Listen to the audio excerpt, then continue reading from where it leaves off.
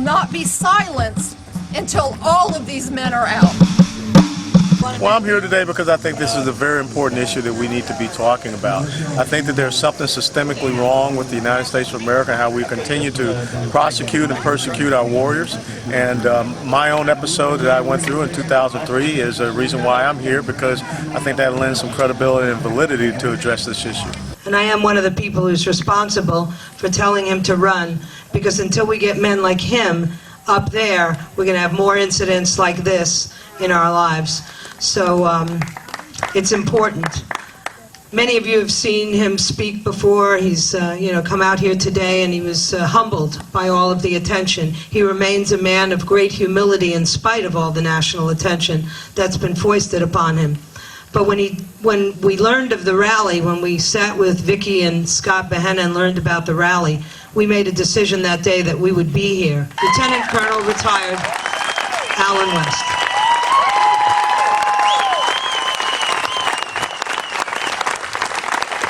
Oh, thank you. Thank you so much. Thank you. It is really and truthfully an honor to be here with each and every one of you today. It is great to be back in the state of Kansas, a place where I spent almost 9 years of my military career. Here to be at Fort Leavenworth, where I spent 2 years. And if you don't believe that God is ordained what we are standing here for today, look up here at the beautiful Kansas sky. Look at the beautiful weather that we have, when just a little while ago, yesterday, the type of weather that was coming through here. This is important that we have gathered here today. And many of you do know about my situation back in Iraq in 2003. When as a battalion commander, I decided to take an action against an Iraqi policeman who was withholding some information that we needed to make sure that we did not have the continued exposure of the men in my battalion to roadside ambushes and attacks. And I used a good old Southern psychological intimidation trick where I told him that I was going to kill him. And I fired a pistol. And I fired my service 9mm over his head.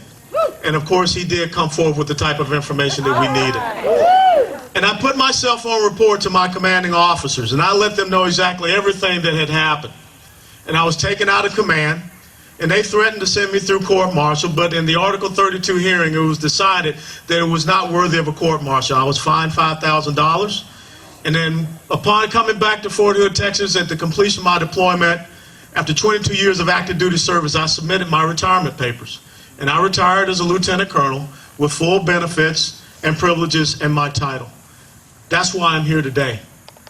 Because there's a saying, there but for the grace of God, go I. It could have been very easy for me to be sitting right there behind those walls of the disciplinary barracks at Fort Leavenworth. But it was because of the American people. It was because people found out about my story that I was able to be standing here in front of you. And I tell you this, that the reason why what happened in 2003 is because I could stand here right now and commit to each and every one of you, commit to each and every one of the families here, that I will not rest, I will not tire, I will not grow weary until those 10 men are free and those sentences are taken away.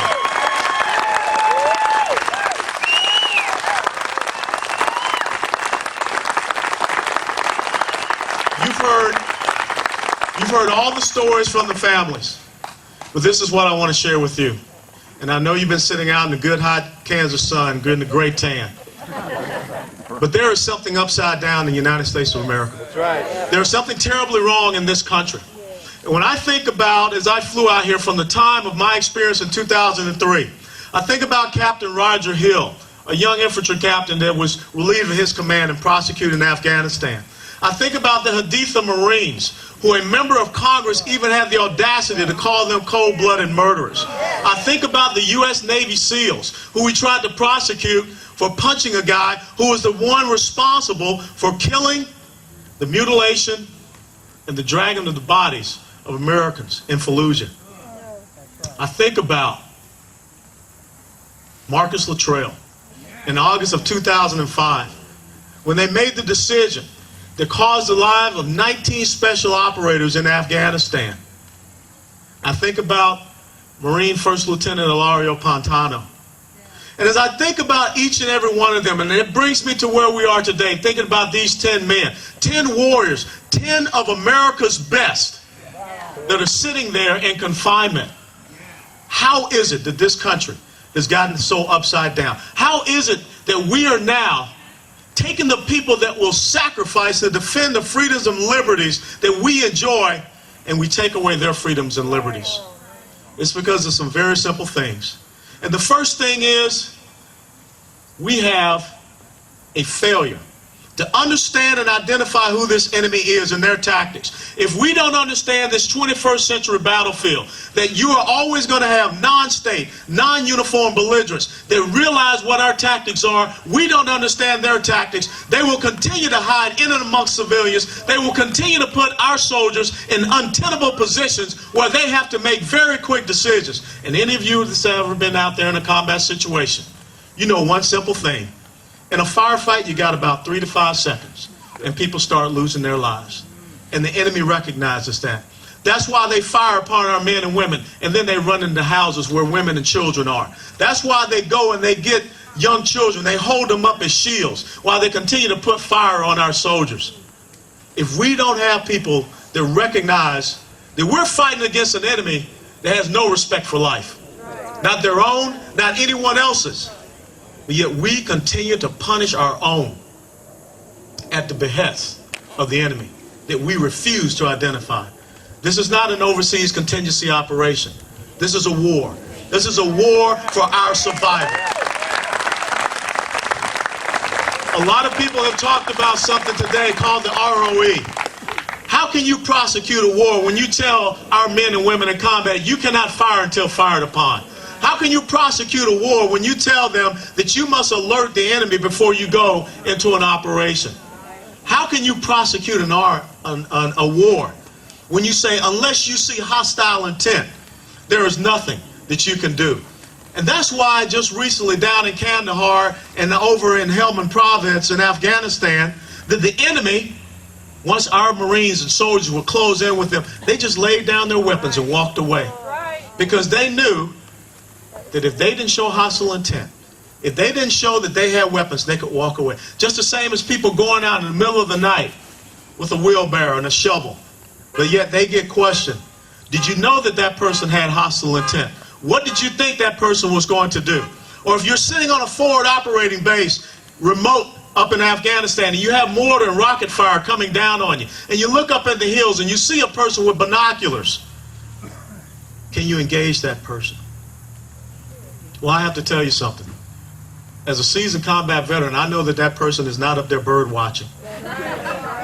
But yet we have gotten to the point where we are putting our soldiers, sailors, airmen, and Marines in positions where they cannot take the initiative, where they have to fight reactively.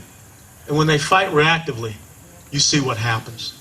They lose their lives, and the enemy continues to exploit. We find ourselves in the situation we're in the United States of America because we are confused. We don't understand that this is a combat operation. This is not a police action. This is not a thing where it's dragnet over in Iraq or Afghanistan. That is not a circumstance where we need to have our soldiers come up and provide evidence.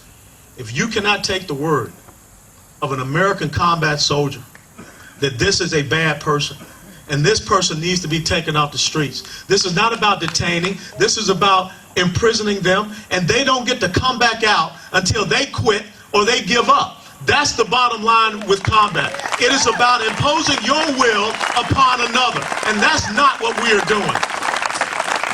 It is not about what you see happening in Afghanistan, where a tribal leader or a father can walk up with a piece of paper and say, I pledge that my son will not go back and join with the Taliban.